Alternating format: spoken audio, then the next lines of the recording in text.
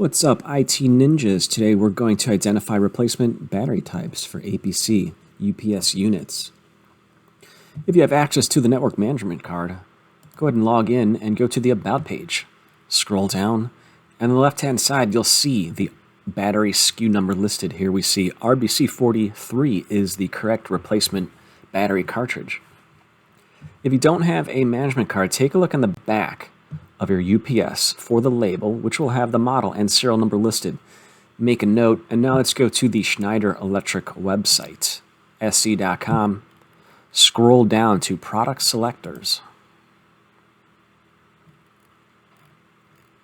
UPS Replacement Battery Selector.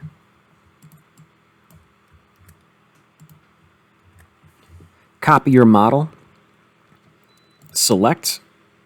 Here we see RBC 43 is the correct replacement battery cartridge. This is a pretty standard cartridge for APC racked units. Thank you for watching. Click the like and subscribe button to help the channel, and we'll see you in the next video. Let's ninja fix it.